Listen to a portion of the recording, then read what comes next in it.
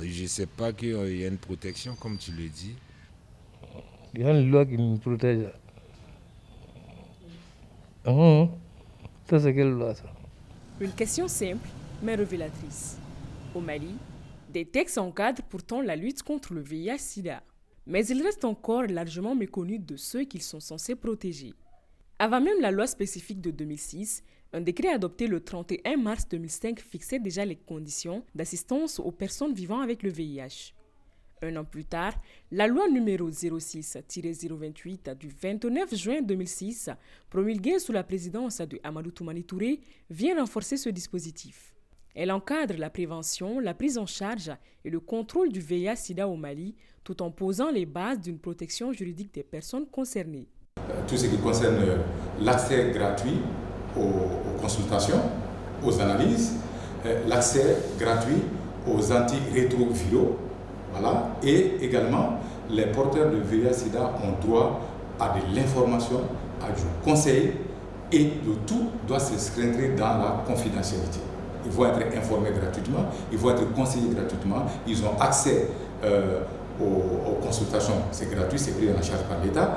Ils ont accès effectivement gratuitement aux analyses, voilà, et ensuite aux médicaments rétro-antiviraux, qui est le médicament qui est actuellement là en ce moment. Toutes les informations concernant le patient sont couvertes par le secret médical. Et le code de la déontologie du médecin, voilà, notamment l'article 7 du code de la déontologie médicale et l'article 10 du code de la déontologie des infirmiers impose aux médecins de garder le secret jusqu'à effectivement ce que la loi les autorise à divulguer. Par exemple, la divulgation peut être autorisée par la loi et la loi peut l'imposer par exemple en matière d'enquête judiciaire.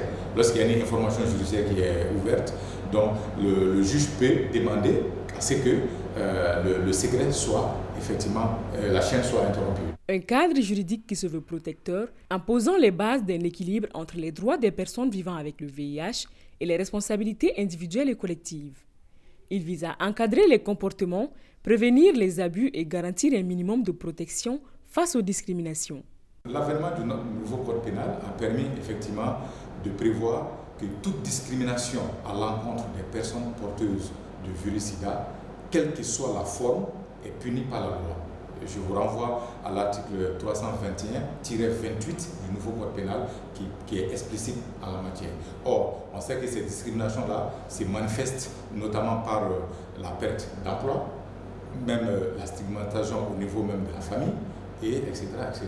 Or, tout ce qui est interdit, ça c'est par exemple d'être discriminé en matière d'emploi, en matière de travail, d'être discriminé en matière de logement. Mais au-delà des textes, la réalité du terrain raconte une autre histoire. Pour de nombreuses personnes vivant avec le VIH, ces dispositions restent encore inconnues.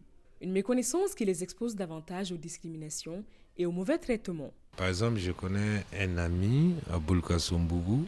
Pour lui, plus ou moins, tout le monde est un peu au courant, tu vois un peu. Il est mal vu par les autres. Bon, souvent même moi, j'essaie de leur faire comprendre que non, c'est pas en échangeant de la cigarette ou en faisant des trucs qui peuvent faire que ça se contamine. Et vraiment, il souffre. Au grain, quand je viens, même prendre le verre de thé, personne ne touche à ces verres-là. Ça m'a beaucoup touché. Ils vont imaginer que ces gens-là c'est terminé pour eux, quoi. Alors que c'est pas ça. Quand tu prends des ARV, c'est une autre maladie qui va te tuer, pas le VIH. En cas de discrimination, des recours existent. Les personnes concernées peuvent saisir la justice pour faire valoir leurs droits, même si dans les faits, le passage à l'action dépend souvent de plusieurs facteurs. Ça c'est prévu par le code pénal, notamment l'article 321-36, qui prévoit que toute personne faisant l'objet de discrimination et que toute personne convaincue de discrimination est passible de 2 années d'emprisonnement et de 2 millions d'amendes.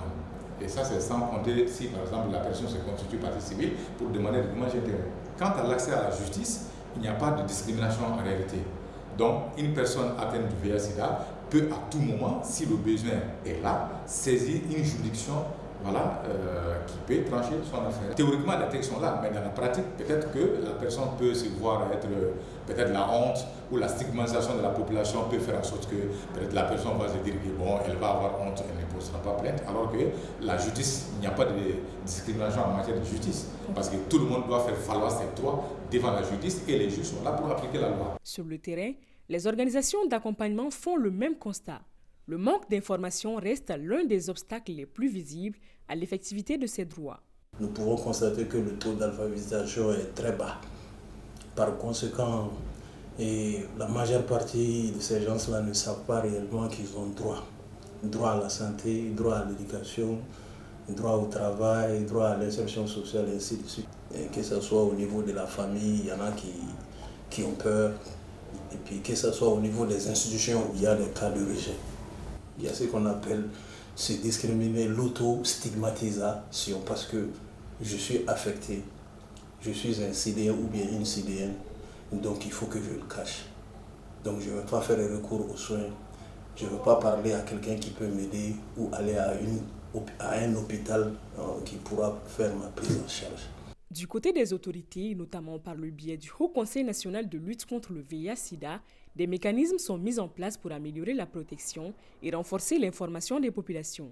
Mais le défi reste entier, faire connaître et appliquer les textes. Le secrétariat exécutif, dans son rôle de coordination, informe les personnes vivant avec le VIH, mais aussi les personnes, parce qu'on travaille notamment avec la justice à travers la cellule sectorielle du ministère de la Justice aussi sur ces aspects-là des droits humains et des droits des personnes vivant avec le VIH, notamment en cas d'agression, en cas de discrimination ou en cas de stigmatisation où la victime peut avoir réparation. En fait, nous ne sommes pas habilités à recevoir des plaintes. Il y a une loi qui encadre tous ces dispositifs. Alors quand il y a une loi, c'est la justice qui s'en charge. Alors nous, ce que nous faisons, nous informons les forces de sécurité et de défense, ainsi que les personnels de la justice sur des aspects des droits. La loi aborde également une question sensible, celle de la transmission volontaire du VIH, passible de sanctions. Un aspect qui continue de susciter les débats entre protection et risque de stigmatisation. Il y a une sorte de graduation. La loi dit d'abord qu'une personne qui a le sida a l'obligation, dans les 6 semaines de la connaissance de son séropositivité, d'informer son partenaire. Si elle ne le fait pas, le corps médical se substitue à lui pour effectivement faire le travail. Et maintenant, lorsque la personne qui est séropositive s'adonne à une activité sexuelle en toute connaissance de cause et qui transmet le VIH-Sida à la personne, la sanction est là. Et là, ça même équivaut à la peine de prison. Et d'ailleurs, il y a une résolution des Nations Unies, notamment l'ONU, dans son programme de lutte contre le VIH-Sida, a recommandé aux États que tous les États qui ont criminalisé la transmission du VIH-Sida de les abroger. C'est une recommandation. Au Mali, le cadre juridique existe. Il pose les bases d'une protection des personnes vivant avec le VIH. Mais une loi qui n'est pas connue reste une protection fragile. Car au-delà des textes, c'est leur appropriation par tous qui peut réellement faire la différence.